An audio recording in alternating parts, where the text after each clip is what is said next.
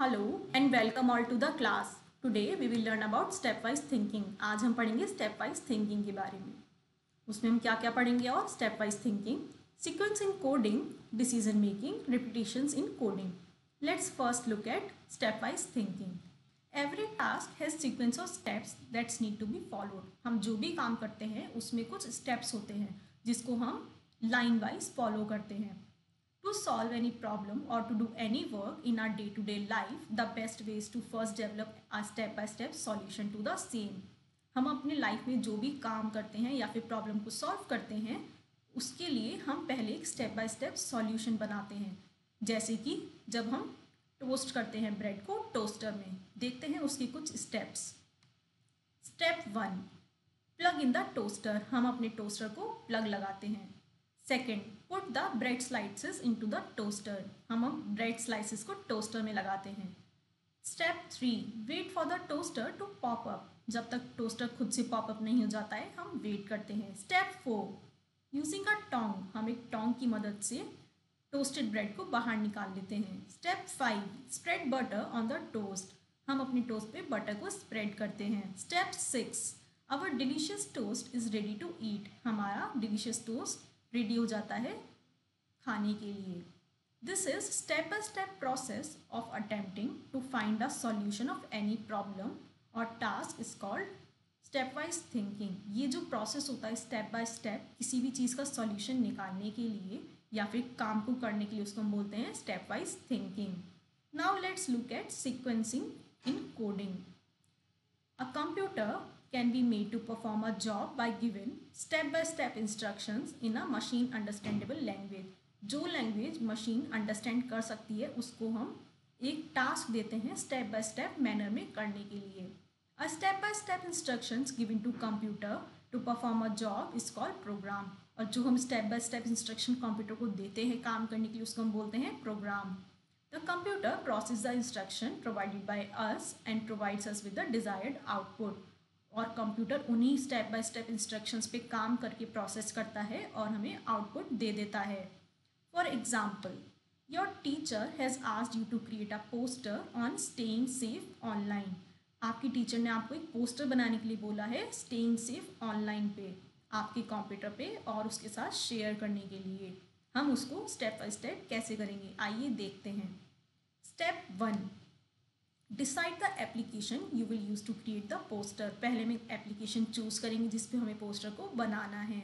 Step 2, decide the text and pictures you want in your poster. हम text और pictures को decide करेंगे जो हम पोस्टर पे डालना चाहते हैं। Step 3, start the selected application and select a new document और प्रेजेंटेशन। हम एक एप्लीकेशन जो चूज़ किया था उसको सेलेक्ट करेंगे, उसमें से एक नया डॉक्यूमेंट या प्रेजेंटेशन चूज कर लेंगे। Step 4, add the content on the poster in the new document and arrange it in a proper layout. हम एक नया पोस्टर को डालेंगे उसमें और उसमें एक प्रॉपर लेआउट चूज करेंगे। Step 5, verify the content bye checking spelling sizes, images of sizes and other effects. हम अपने कंटेंट को एक बार रीचेक करेंगे, हम अपनी स्पेलिंग चेक करेंगे, साइज चेक करेंगे इमेजेस का और बाकी इफेक्ट्स चेंज करेंगे। Step 6, save the document. हम डॉक्यूमेंट को सेव कर लेंगे। And the last step, step 7, share it with your teacher by email और एनी अदर वे। हम अपनी टीचर के साथ वो डॉक्यूमेंट शेयर कर देंगे या तो मेल पे या फिर किसी और तरीके से। Now let's look at some other things. Let's consider an example from real life situation and understand how it can be solved in a step by step manner. एक रियल लाइफ सिचुएशन लेते हैं और उसको step by step manner में solve करते हैं। Suppose we have to prepare a play for annual function in our school. हमारे school में एक एनुअल फंक्शन है, हमें उसके लिए प्रिपेयर करना है। The steps to be followed are step 1, select the play. पहले हम कौन सा प्ले करना है वो सेलेक्ट करेंगे। Step 2, choose the name of the students who are interested in taking part in the play. हम उन स्टूडेंट्स का नेम सेलेक्ट करेंगे जो प्ले में पार्ट लेना चाहते हैं। Step 3, assign the role to the students according to the characters in the play. हमारे प्ले में जो जो कैरेक्टर हैं उस हिसाब से हम स्टूडेंट्स को रोल देंगे। Step 4, get costume ready for the students. Students के लिए कॉस्ट्यूम बनवाएंगे। Step 5, practice the play under the supervision of teacher. हम अपने प्ले की प्रैक्टिस करेंगे। Step 6, Check whether the costume fits the students a few days before the play. If there is any change required, tell same to the tailor. उसके बाद हम अपने costume की fitting check करेंगे अगर वो सही आ रहे हैं या फिर नहीं आ रहे हैं. Step 7, carry out full costume rehearsal before the final day. Costume के साथ हम एक पूरी रिहर्सल करेंगे फाइनल डे से पहले. Step 8, on final day perform the play in front of teachers, students, parents and other invited guest. हम इस लास्ट स्टेप में फाइनल डे पे अपने प्ले को प्रेजेंट करेंगे टीचर्स, स्टूडेंट्स, पेरेंट्स और अदर इन्वाइटेड गेस्ट के सामने. Now let's look at decision making. In our daily lifes we often have to decide what to do in different situations. हमें अपनी ज़िंदगी में रोज़ डिसाइड करना पड़ता है अलग अलग सिचुएशन में कि हमें क्या करना है.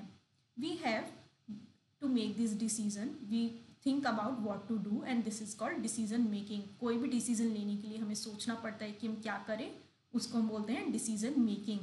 जैसे कि when we are going to market we might wonder if we should bring an umbrella. अगर हम मार्केट जा रहे हैं तो हम सोचते हैं कि हम अम्ब्रेला लेके जाएं या नहीं. If it's raining we should bring one. अगर बारिश हो रही होती है तो हमें एक लाना चाहिए, अगर नहीं तो नहीं.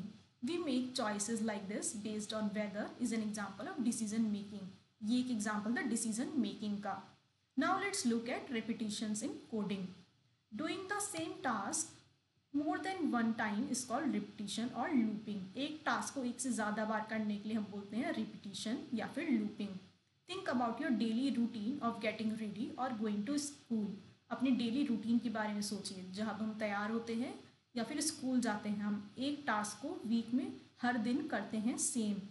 When you repeat the same steps again and again, it is referred as looping. जब हम same steps को बार बार करते हैं उसको बोलते हैं looping. So here our chapter ends. Let's summarize. Let's quickly revise what we have learned. First, everyday task has a sequence of steps that need to be followed.